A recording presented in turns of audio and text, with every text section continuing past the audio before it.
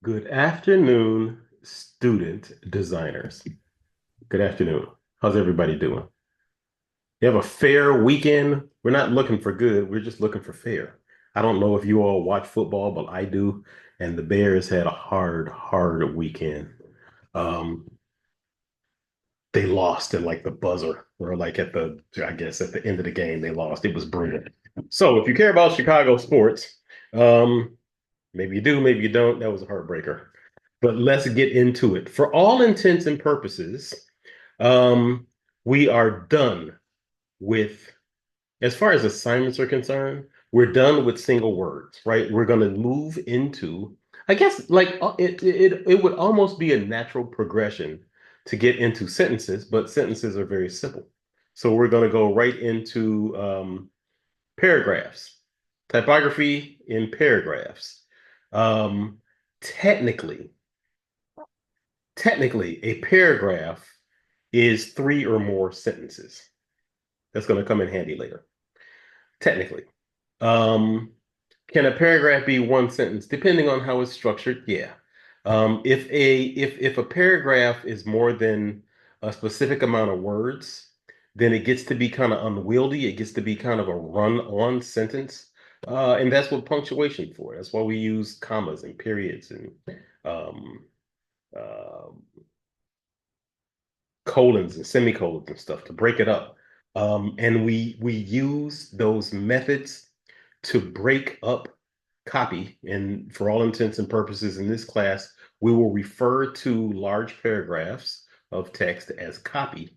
We use those things to break the information up to make it digestible. We use paragraph breaks. We use space after paragraphs to make it digestible so that so it can communicate. And that's what this is all about is communication. So communication, yes.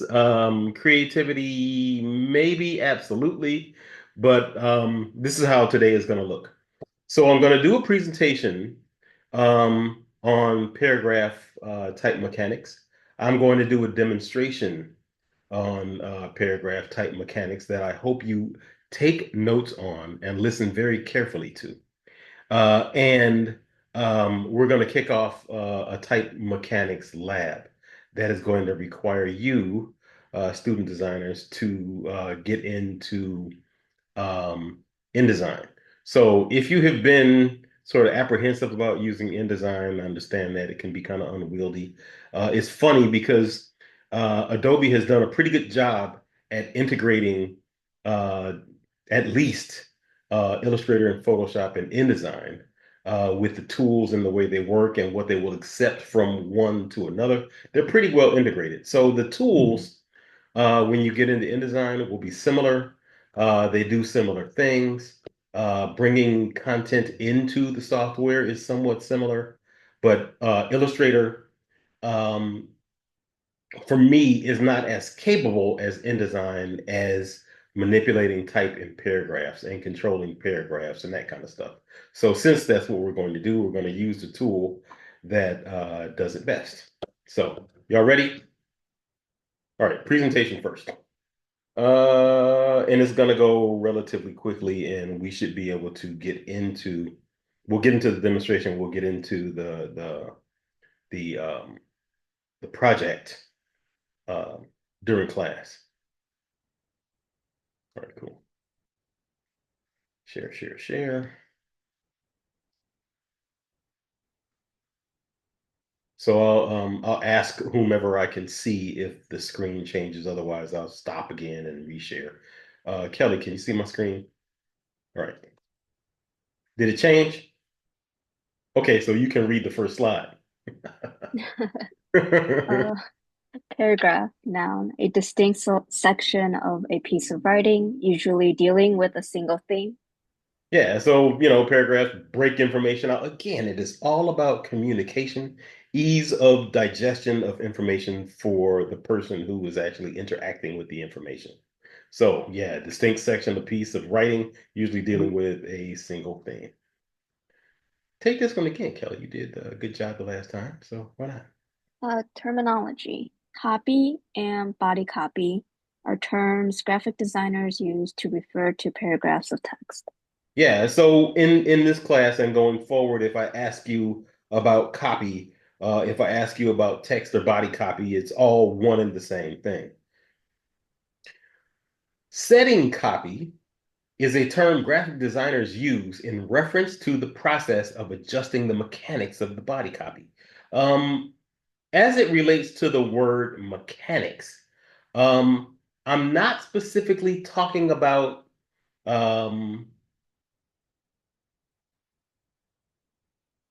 visual, um, descriptive, decorative adjustments. I'm talking specifically and directly about the mechanics of it, how it functions, um,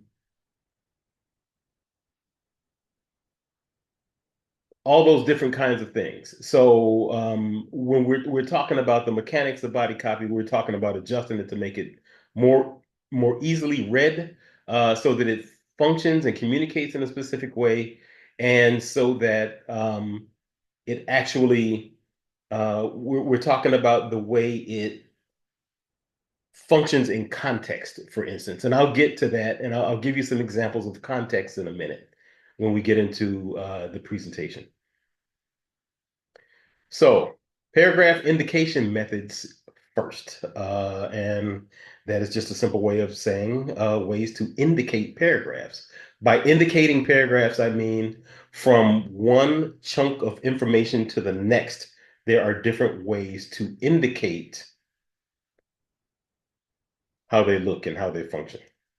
So the first method is a return. I'm sure some of this stuff will be familiar to you, and maybe or maybe not you had like verbal ways of describing what you see. But if you've ever read a book, if you've ever read a magazine, if you've ever read a newspaper, ever read one of the project decks that I gave you, it is generally broken up into paragraphs if it's long. And one way to indicate paragraphs is hitting a return. It used to be called, it's funny because the term comes from carriage return, and that's what they were called on typewriters. So still called a return on the keyboard. The second way is an indent. If you've ever seen type in a paragraph and there is no space, and there is no space in between the paragraphs, a lot of times they are indicated with an indent. The amount of indent is contingent upon a lot of different factors. If there is a lot of text on a page and the text is small, you can get away with larger indents than you can or you would if the text is larger and if there's less of it on the page.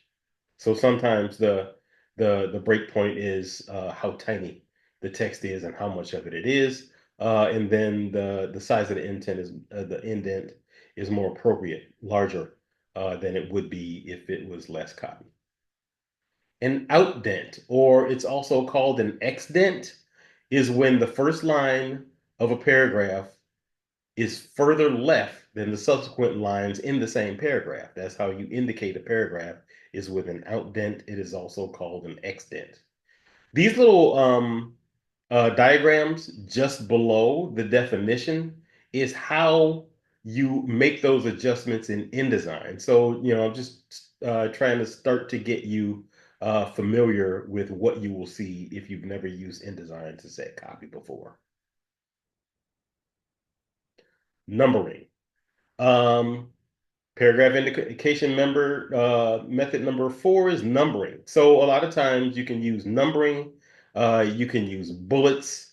Sometimes people use bullets improperly. So if you're using bullets or numbers, you should not center the copy. And we will look at alignment in a little bit. You shouldn't center the copy. You should always either make it aligned left and rag right. Um, if you're aligning the copy. Or if you use bullets, it should be the same thing. You should never center it. It shouldn't be aligned to the right. It should always have a nice, even left alignment if you're using this method of indicating your paragraph. Number five is a drop cap. Yeah, they use this a lot in novels and in magazines. Generally, they will use a drop cap to indicate the first paragraph on a page. They wouldn't use a drop cap if they're going to indicate subsequent paragraphs. It would look a mess if every paragraph had a drop cap. So, generally, just the first paragraph on the page, then followed by subsequent paragraphs that are either um, indented like this, or they have a return after it. Now, talking a little bit about paragraph alignment methods, ways to align paragraphs. So, Quinn, would you take the first slide, please? Paragraph alignment refers to the vertical alignment of a paragraph to the page's left and right margin. And so, just so we're clear on what horizontal is versus vertical versus diagonal, what direction is vertical, Quinn? Up and down. Like this, right? Yeah. So then what's horizontal? Sideways. And then what's diagonal? It's in between. Exactly, right. It feels silly because you think, okay, everybody did. I can tell you stories, but I won't, okay? So, I have mentioned margins before. I mention margins in every class that I teach. A lot of times they are ignored, and it makes me like inside cry a little bit like a champ. But page margins is the empty space. A margin is the empty space between the text or image and the edge of the page. All pages should have margins for like body copy. It's incredibly important because if the text gets too close to the edge, one or both things will happen. Um, it creates an unnatural tension between the content and the edge of the page. And, excuse me, if it's printed, depending on who's trimming the print job, it could get cut off. So you don't want your readers getting ready to talk about um, Alaskan Malamute puppies need a lot of exorcism because the E got cut off because the type got too close to the edge of the page. So margins are important. Um, and the second reason why you want to have margins for typography and type in paragraphs is that, besides it, like your content being cut off, yeah, it just creates unnatural tension between the content and the edge of the page. So photos, which you may or may not have seen, I'm sure you have seen them, they can bleed off the edge of the page. They bleed so that they can be trimmed nice and clean and crisp on the edge. Um, it does wonders for layouts if you don't have a large budget for a lot of different funky things. Yeah, bleeding graphics and illustrations and photos off the edge works, just not for type all the time. You can bleed display type if it's really, really large, but not body copy. It just doesn't work. So, number one, justified. So if you can see the far left edge of the copy and the far right edge of the copy is really blocky.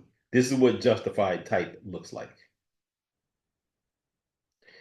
If you're going to set the type justified, you will probably want to use hyphens to avoid rivers.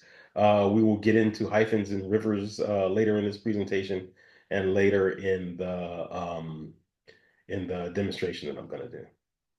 The second method of aligning paragraphs is aligned left, also called rag right, because the right margin of the text, it's ragged, it's not clean, it's rough.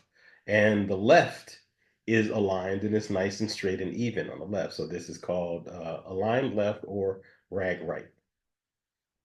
The other alignment method is rag right. So I'm sorry, it's align right is rag left because again, um, the edges and the ends of the copy are ragged on the left and they're aligned very nice and clean on the right. Optimally, when you align type and you want people to read a lot of it, either justify it or rag right. And if you have your choice, depending on how much copy you have, the optimal suggestion is to make it rag right simply because when type, when your eyes have to stop abruptly at the end of each line, it makes your eyes fatigue. And if you have to read a lot of type, it's great if you know where to begin every time. If you have a different place to end every time, it's less likely that your eyes will become fatigued, and you end up being able to read more information than you would if it was justified. And absolutely, if it's um, if it's not aligned to the right. Aligning type to the right works in small amounts of copy, a few paragraphs, yeah, but pages and pages and pages, like in a book, that's no good. The fourth way um, to align paragraphs is centered. So in this, both the left and the right margins of the text are ragged.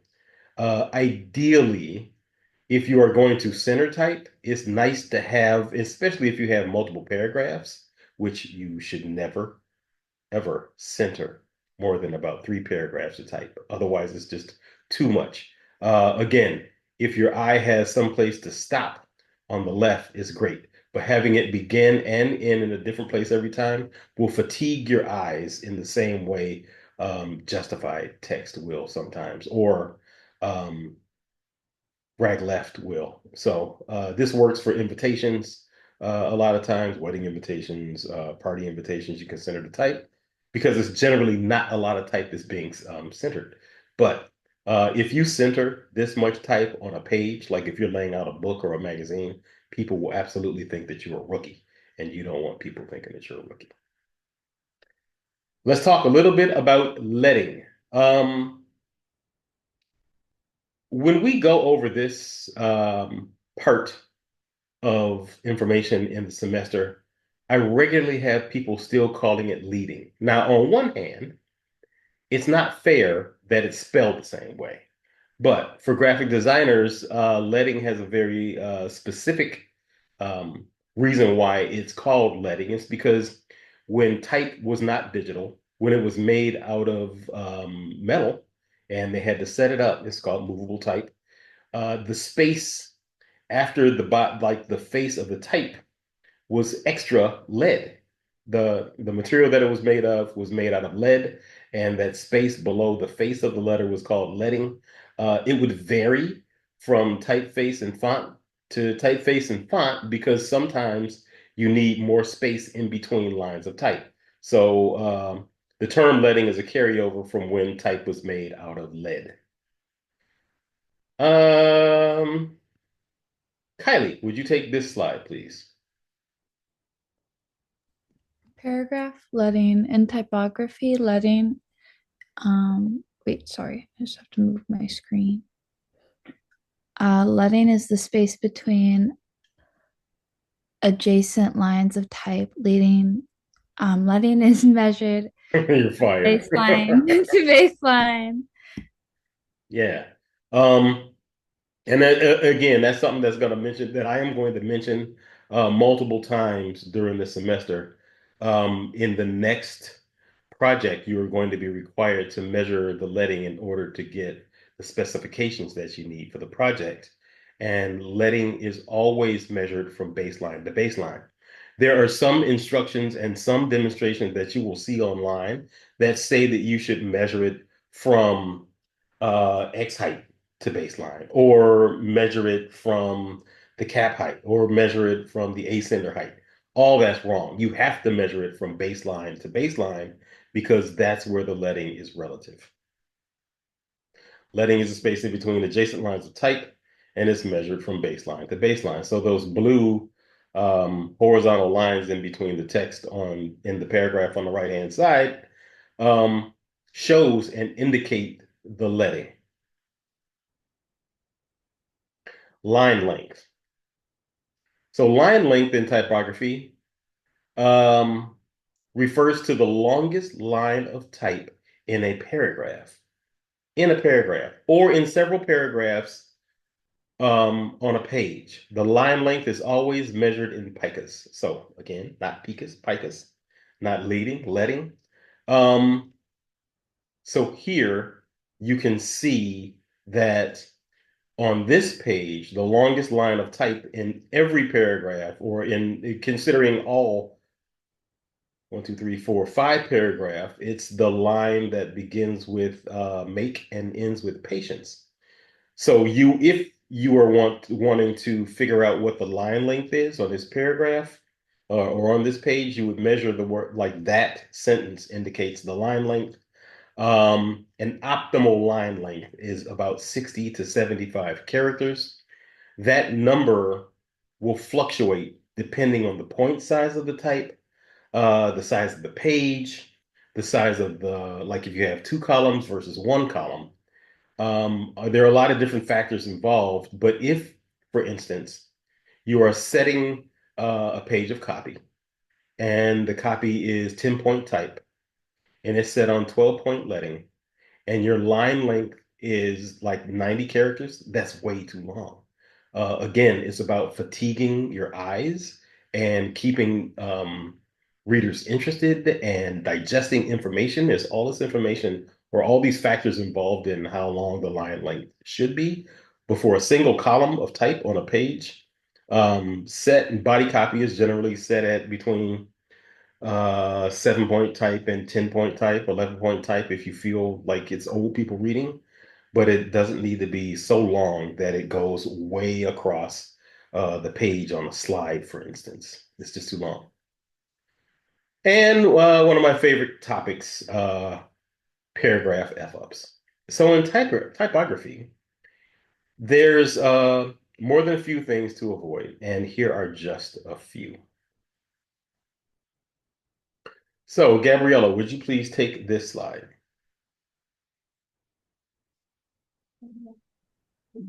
With widows in typography, a widow occurs when a single word is left alone at the bottom of a paragraph.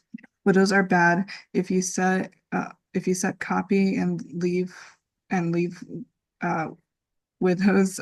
People will think you're a rookie. You said it, I didn't, and you're right. If you leave widows when you set copy, it can be avoided. There are a variety of different ways to avoid widows, and we will look at them today. And as we move forward in this module, but yeah, widows, they're no good. Um, and likewise, if you have a page spread and you're reading a book, and the page spread has similar copy on the page like books do. And if there is like on this, like the copy starts on this page and it goes over to this page. And if there is a single letter on one line, or not a single letter, but if there's a single word on the first line of type, that's called a an orphan. And orphans are probably worse than widows because they look really, really bad. And again, if you leave widows and orphans, people are going to think you're a rookie. Set solid leading. Not very readable at all due to density. When we talk about the density of typography in a paragraph, it's also called the color of the type. And it doesn't mean that the letters are different colors like red or blue. It just refers to the density. So in the case of the paragraphs to the right, the color of this type would be very dark because the leading is set, probably set solid, right? It's probably 11-point type on 11-point leading, and it's very, very dark. So if I were to increase the leading to maybe 18 points so that it's 11-point type on 18 points of leading, then you would notice that there's more white space. And so then the color of that type would be very light. So light versus dark is directly related to the density of the type. Set solid leading is bad. And if you set copy this way, people will probably think that you're a rookie. Set solid type again is when the leading and the point size are exactly the same, or if the leading is less than the point size. So examples again would be like 7-point type set with 6 point leading or 7 point leading or 5 point leading. The descenders crash into the ascenders, which is really, really bad. And if you're trying to read and you can't discern the difference between the letter forms that you're reading, it just makes it so much harder to read. Rivers. So in typography, rivers are gaps in body copy that appear to run through a paragraph of text due to coincidental alignment of spaces. Rivers are most noticeable when text alignment is justified like this, and they did not turn the hyphenation on, or they're using what's called monospaced fonts. Monospaced fonts are where all the letter forms are virtually the same width. And generally, you'll see monospace fonts or typefaces in all caps. And if you can see, I could do a better job at indicating them, but if you can see these little light red lines where I've indicated the rivers, they look like little rivers just running all the way through some parts of the paragraph. They just look like big gaps. It's not a refined way to set type. And if you set type and leave rivers, people will think you're a rookie. You don't want people to think that you're a rookie. Any questions, comments, thoughts, concerns, conclusions so far? No? Hearing none? Aha, Gabriel. Nope, Gabriella, you have your hand up. So to avoid rivers, would we use kerning or how would we fix it? You know what? That's a very good question. I'm glad you asked it, Gabriella. You kern display type.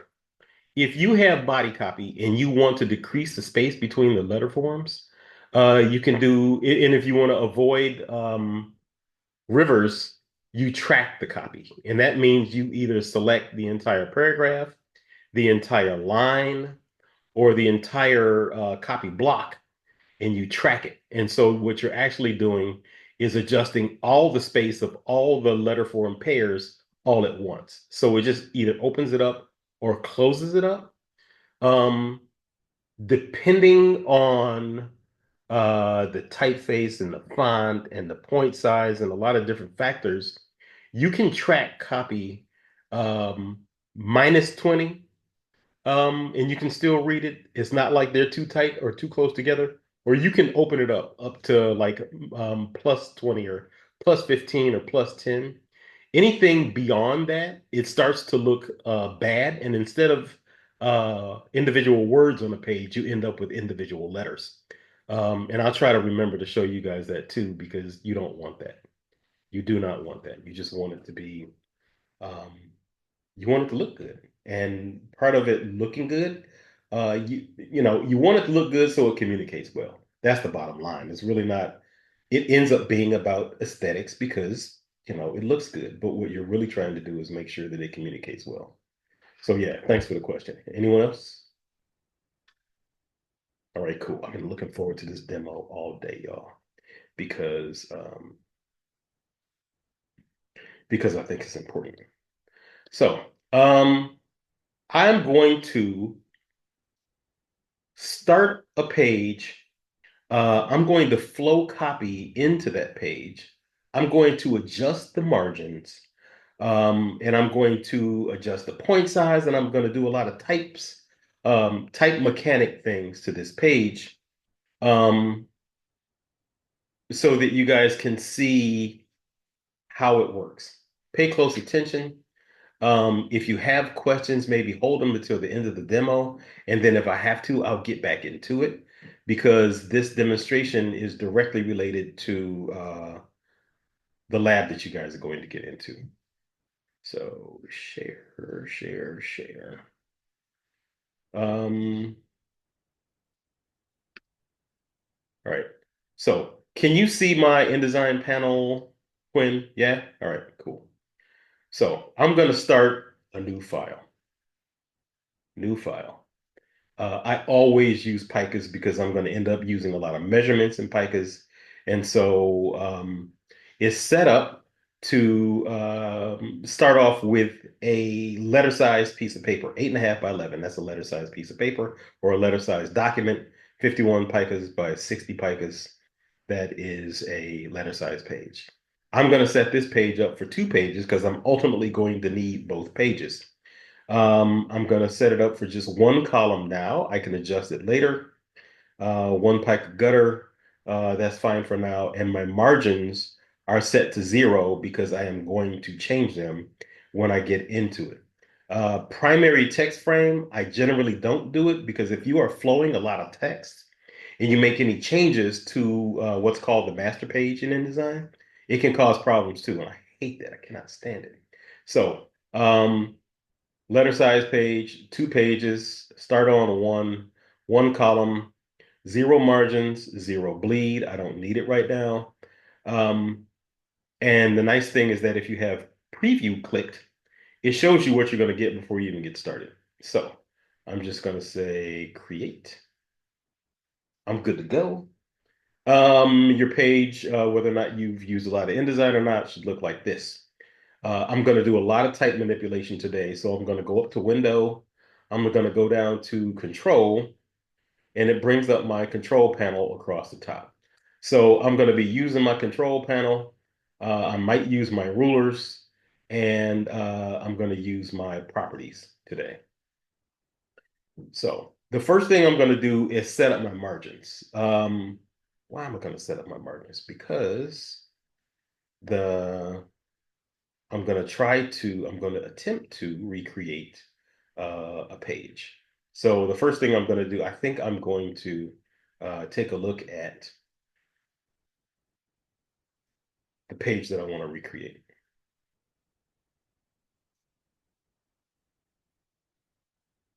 In just a second, I had to jump over to Acrobat.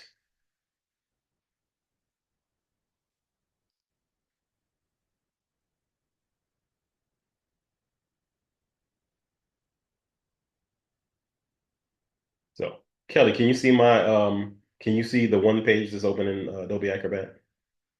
All right, cool. I'm glad it's just doing this kind of seamless thing. So not that page, not that page. I think I'm going to recreate this page. So you see a page that has 2 columns of type? Wait, did you say Acrobat or InDesign? Adobe Acrobat. That's where I am Oh, now. I still see InDesign. Ah,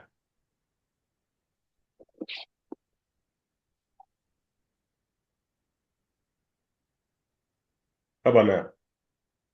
Yes, I All see right, cool. Acrobat. Yeah, I'm going to be jumping. Well, I'm not going to jump back and forth anymore. So I just wanted you all to see the page that I'm going to recreate. Okay.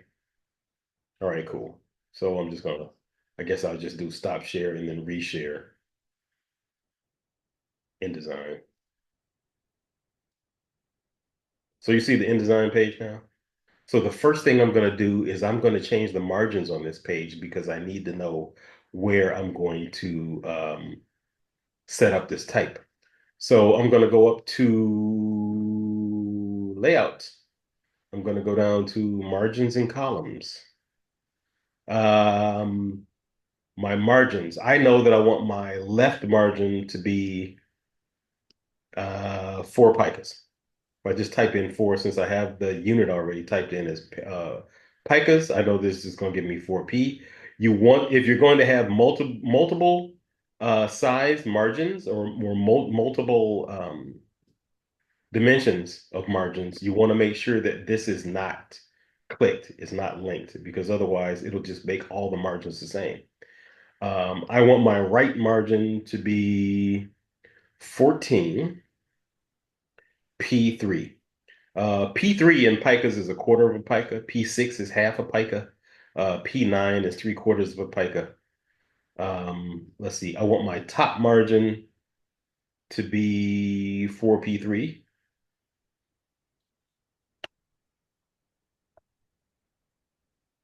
And I want my bottom margin to be 21 picas. So again, if I did the work right, then I have a page that has margins that looks something like this. Does this look right, Kev? Does this look right? Yeah, I feel good about it. Right now, I'm still going to just have one column because I can change that in the text box. So I'm going to say, okay, I need some type to work with. So I have a document called type builds character, oddly enough. So I can just do a command D, or I can do file place. You get the same thing. I'm going to navigate to type builds character. Hopefully this is the document I want.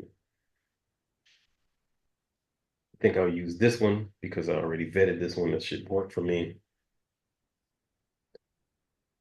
It's going to ask me all these questions I really don't care about. This means nothing to me, so I'm just going to say okay. And then I'm going to click in the upper left hand corner of this pink box and just drag down. And it's going to get all the copy that I had selected to go into this box. This red box right here means that there's more text to come. And so if I were to click on it and I had some place to put it, all I would have to do is click on it and then click and drag, and it would flow the rest of the type into another text box. But I am going to adjust the mechanics of this type so that it all fits in the box on the left. So for now, I'm gonna get rid of the other box. So if I were to click in this box 5 times, I think the number is 1, 2, 3, 4, 5. It selects all the type, even though I can't see it all. Another way to select it all is Command A while I have the text tool selected. And it will select all the type. So I want to select it all. I know that I want this text to be a serif typeface. I know that I want the type to be set at 8-point type. So I can either make these adjustments in the control panel up here, or I can make them in the properties panel over here under character. But I'm gonna manipulate it a lot. So right now it's set to Million Pro, which is fine. I think I want to use Garamond because that's one of my favorites.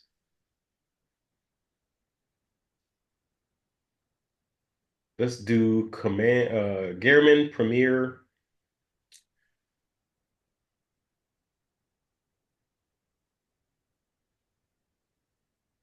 Gearman Premier Pro Regular. Already you start seeing some changes. I know that I want this type to be 8-point type. So again, adjusting it over here in the properties, or I could adjust it over here. But I want this type to be 8 on 13. So I'm just going to click in this box right here for the leading. I'm going to type in 13. Here, I'm going to type in 8. And so already you start seeing some changes. The color of the type is really, really light because I have a decent amount of leading. And the point size is really nice and small. And so I know that I'm starting to get what I want. Also, I can pull the anchor on this text box. If I want to make sure that all my type is being set properly, I can pull on that anchor box and it'll show me that all the type is behaving the way it should. So, I know right now that I don't necessarily need this header, so I'm just going to delete it. Command X is delete. If you double click where your returns are, they will highlight as invisibles, and I'm going to hit delete. If you want to know what those returns look like, then in InDesign, you can go down to view, or is it under, let's see if it's under type, show invisibles.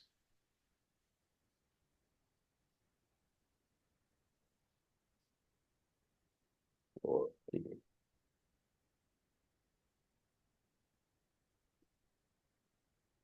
Command Option I shows your invisibles.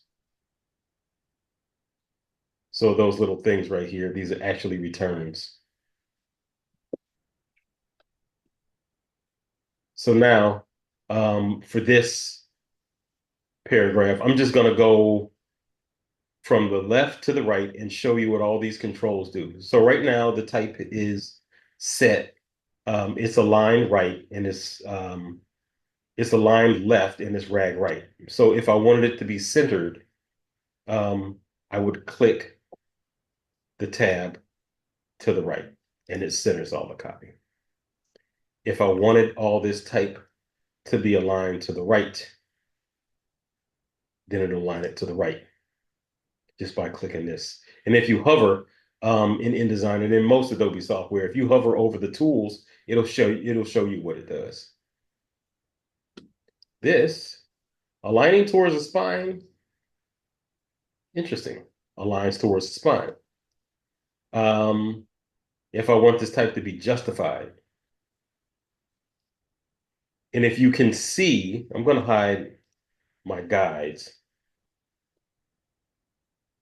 If you can see this type, you can see that there may be a few rivers in it.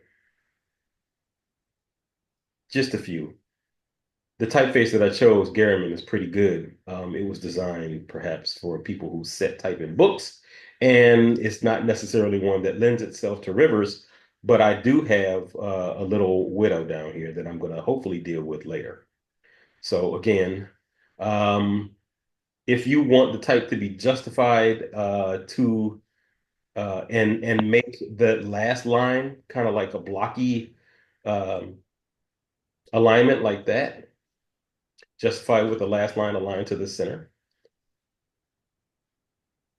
You can fully justify it so you don't end up with a last line, which is kind of nice. And now those rivers are really coming out. Those gaps are really coming out. You can line it left according to the spine, right according to the spine. I never use these, but for now, I'm going to set this up so that it's aligned to the left and it's rag on the right. I'm going to turn off automatic hyphenation. In InDesign, I think it automatically defaults to automatic hyphenation. So I'm going to turn that off. I know I don't want to return here. I want this to be one consistent paragraph. So I'm going to get rid of the return right here, just so I can have one continuous paragraph here. So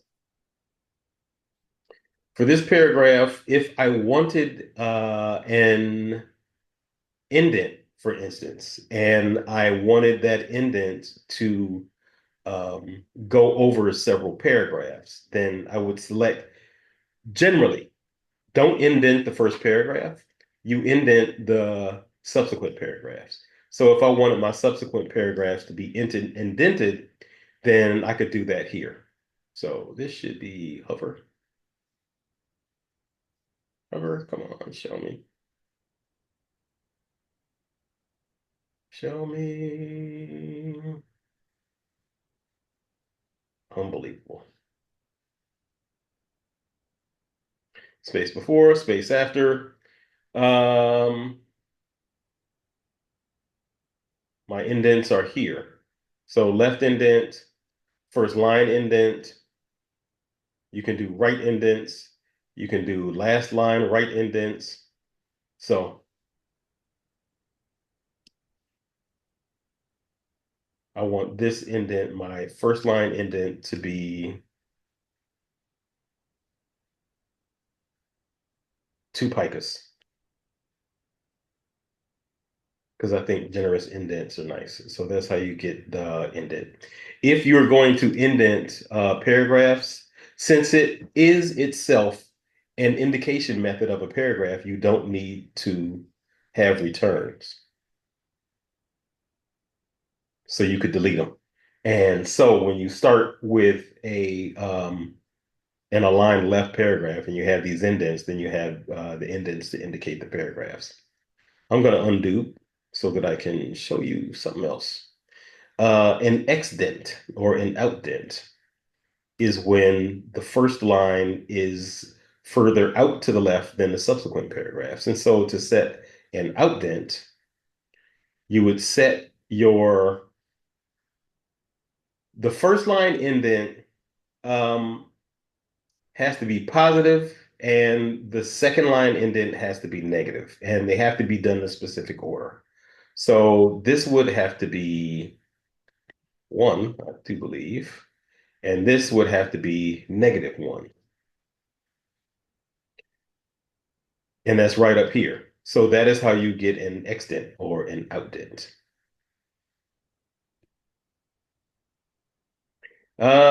If I didn't want to have space in between my paragraphs, and I wanted to control that space by doing space after the paragraph, then you can do that too. It's a finer way to adjust um, the space after a paragraph to get either incremental change or lots of change. And you either set it here, it's see if it'll do it.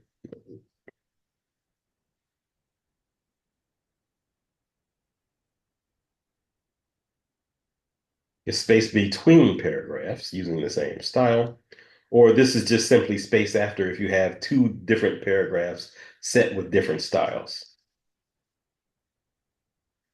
I like using space after because sometimes um, one return is not enough, and hitting multiple returns can be hard to manage. So this is how you would get more space after your paragraphs if you wanted it and you didn't want to have multiple returns.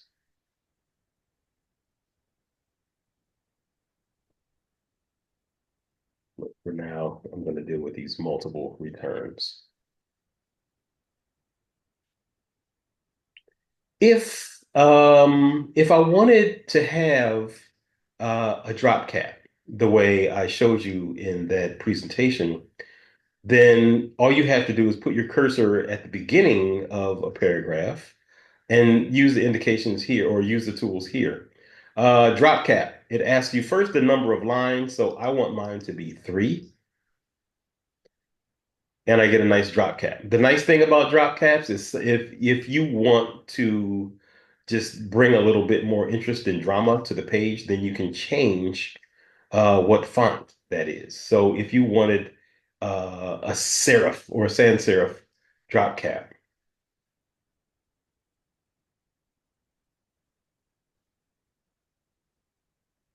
then I can have a Helvetica. The nice thing is that InDesign takes into consideration the point size of the body copy and the point size of the drop cap, and it adjusts for type and font. So for now, I want that. Um, maybe 3 lines is what I want. And if you wanted to have more than one initial drop cap, you can also control that here. Kind of weird, but if you wanted to have 2 first initials as drop cap, then you could do that as well. It's kind of weird, so I'll get rid of it. Numbering.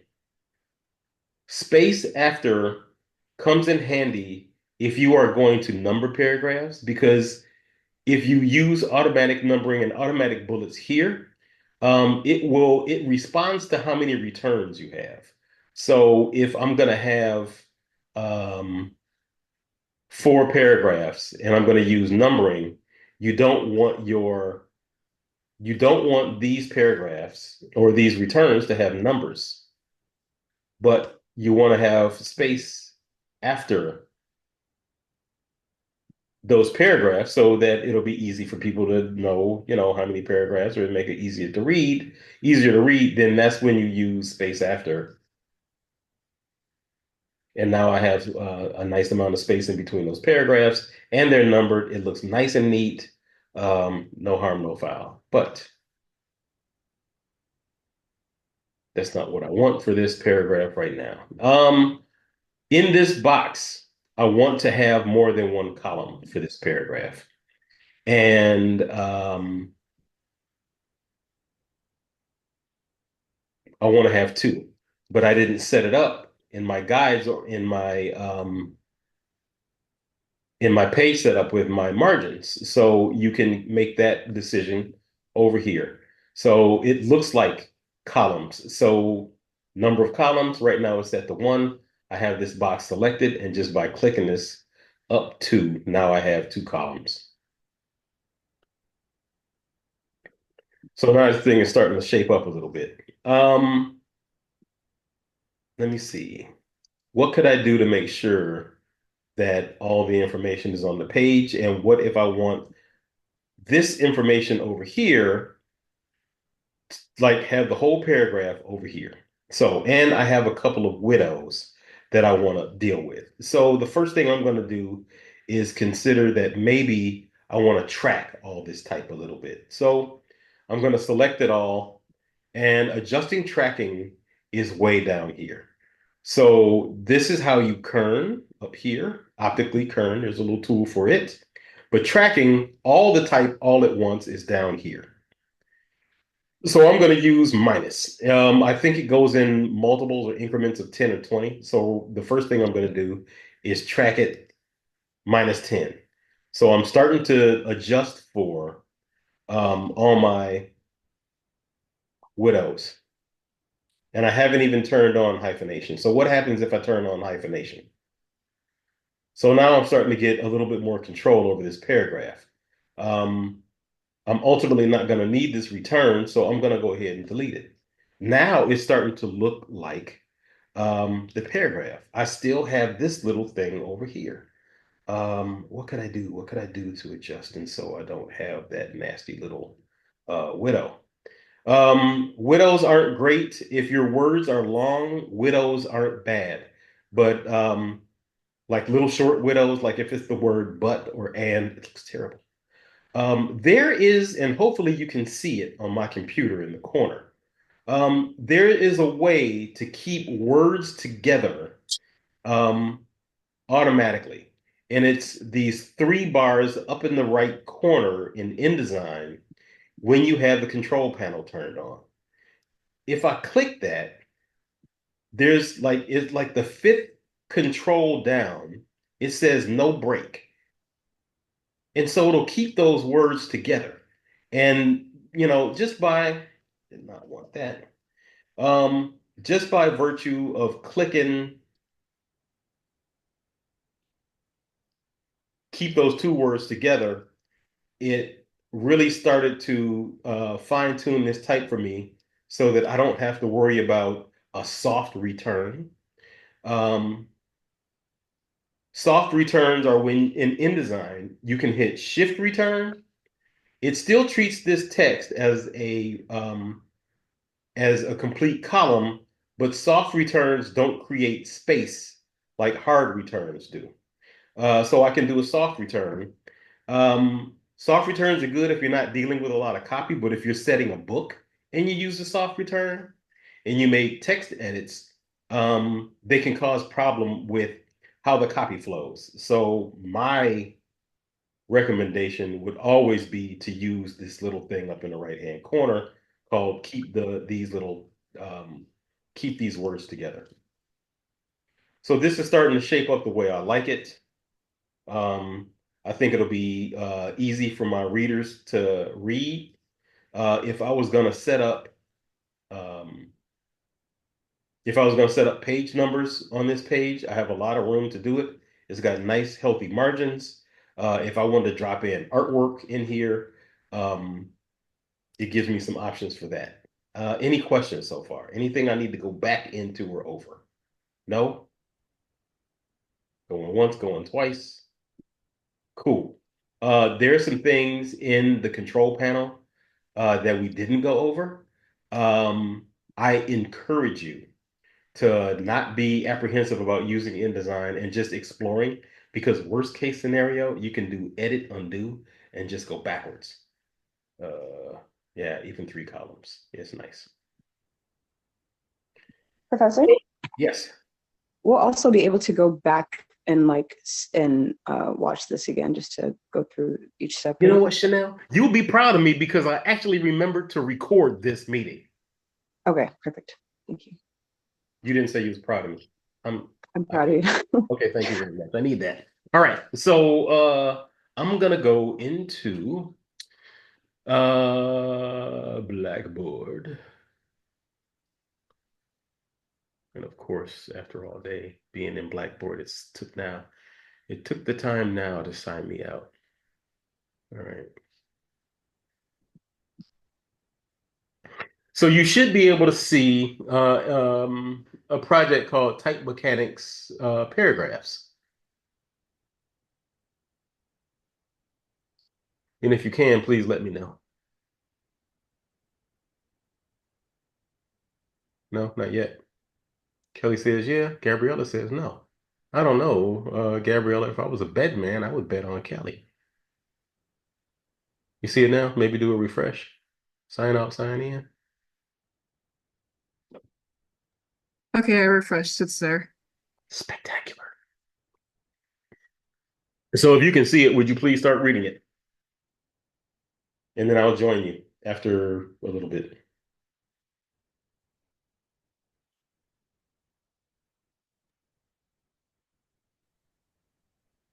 Mhm. Typography, mechanics, paragraphs, the brief, being able to control the color of body copy has a critical impact on the readability, legibility and communication.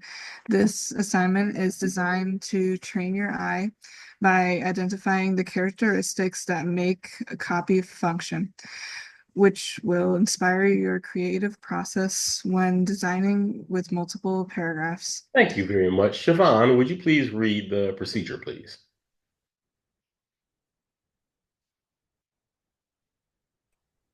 Uno segundo. My gosh, it's so slow. All right. Say it again. Though, where do we leave off? I'm sorry. Procedure. 1, download and review typebuildcharacter.pdf. 2, download typebuild character docs. They're text files you'll use to complete this lab. 3, choose 2 pages from typebuild's character PDF to recreate, then print them. Then print the pages at actual 100% actual size, not fit to page. 4, using your graphic arts combo ruler, measure each page's specifications, type point size, leading, margins, and gutter. Watch the reference video that demonstrates how to determine margins. 5, you may have to use similar looking typefaces and fonts to recreate the pages. So conduct research so you'll know how the original font used to lay out the page looks. The name of the typefaces and fonts are on each page. 6, navigate to Adobe Fonts. Choose and launch 2 different typefaces. Consider using typefaces designed by Eric Speakerman and/or choose from the list below. 7, create a 2-page 8.5 by 11 InDesign document. Name it first name dash last initial dash TBC. 8, adjust the margins for each page as demonstrated. Flow type build character document into a text box. Lay out the pages you've selected. And 9, once complete, package your file, compress it, upload the compressed file to your Google Drive folder, submit a link to Blackboard. This process will be demonstrated. And I'm glad that said that because I was definitely wondering about that as I read it. Right. Cool. So the goal for this exercise is a 2-page reference deck of paragraph indication and alignment methods. The outcomes you should experience are an emerging paragraphs type mechanic skills, proficiency with measuring type point size because you've done it before, and leading. An emerging ability to use InDesign to lay out and design with type.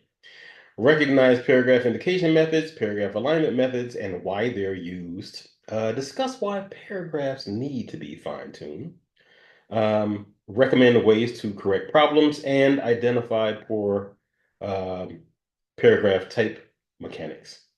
The deliverables will be this packaged and compressed InDesign link. The only tools you're going to need are a printer, graphic arts combo ruler, which you should be familiar with by now and have, and InDesign. The evaluation criteria, 4 of them. Your resources are another video that I recorded to show you once you print the page out how to measure and determine the margins on a page once you print out that page. And then there's a list of typefaces that you can choose from, or you can go into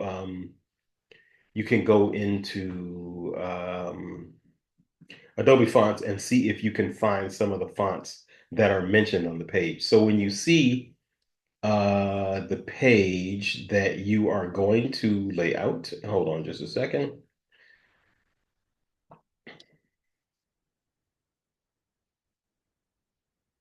Share.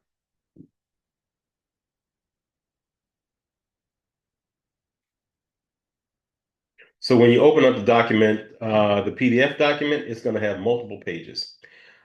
Choose a page that might be a little simple to approach, and then choose one that is going to challenge you. So one that doesn't look so simple. So the one that has justified type and these exdents, maybe some people who are feeling kind of cocky, choose that one. If you are wondering about the typeface that was used to design the page in the first place, if you can see my Acrobat, my Adobe, then it's not scrolling. The information about how the page was laid out is on the right-hand page. It had also included the specifications for the page, so I just took it out because if the specs were on the page, then it wouldn't leave enough for you to do and get into and learn and explore and stuff. So I took all that stuff out.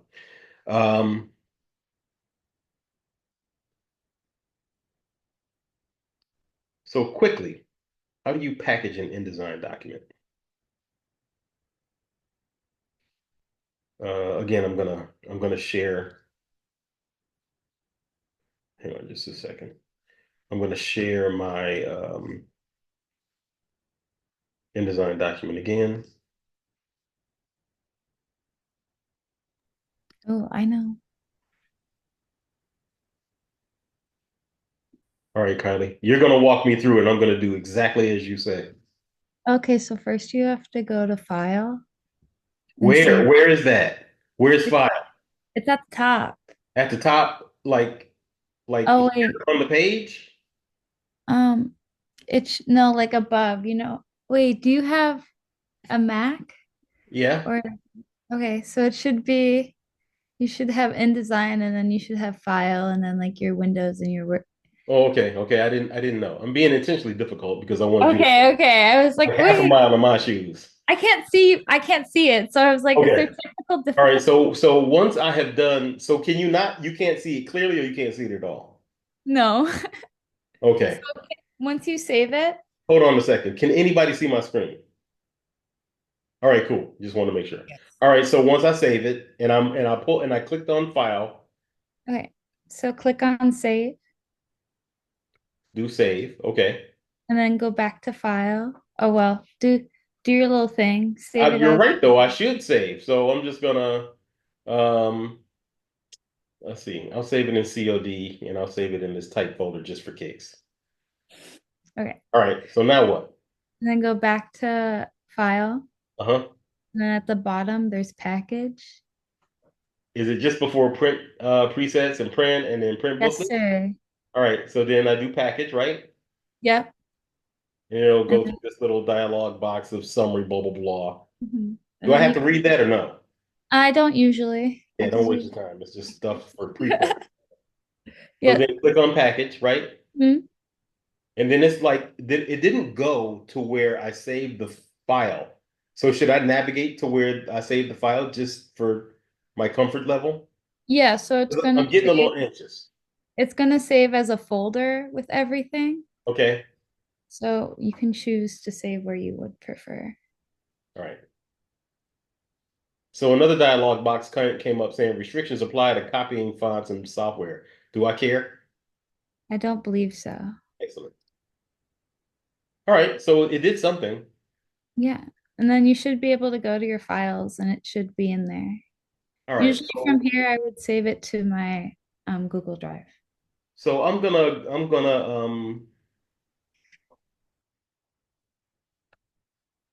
go to that folder just so that those who might not be um, good with this know what happens. So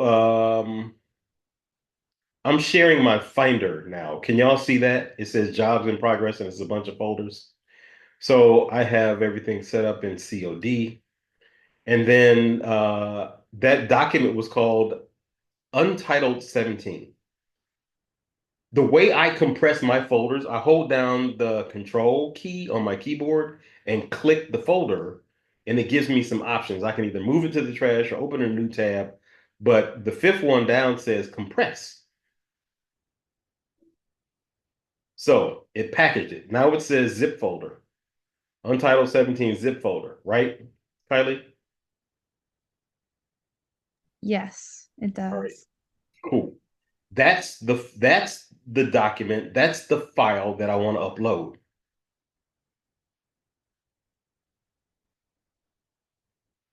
Do you know why you don't try to upload a folder without compressing it? Yes, you, that one. Um, I've never done it, but I'm sure it's to like keep it all concise and together. Yeah, like if you went to Google and like went to go upload that folder, it would click on the folder and then it would open the folder and it would attempt to um individually want to upload all the individual pieces. That's not what you want. You want it all. So you got to compress it and make it a unit that it can attach and drag. That's all. Cool, cool, cool. Everybody good? Already cool. I am going to upload, or I'm going to open up the breakout rooms and cross my fingers that you all can choose the room that you want to choose on your own.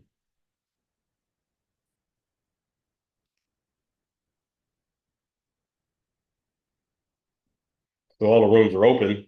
Please let me know if they're working for you and you can choose yourself.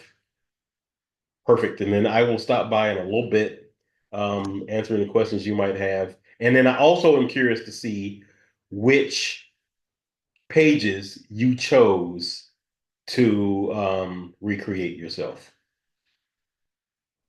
I don't. It said breakout rooms were open for me, but when I try to leave, it only gives me the option to leave the meeting. Ruh-roh. Maybe what team are you on? Galley. I will do it for you. How about Oh, that? there we go. Thank you.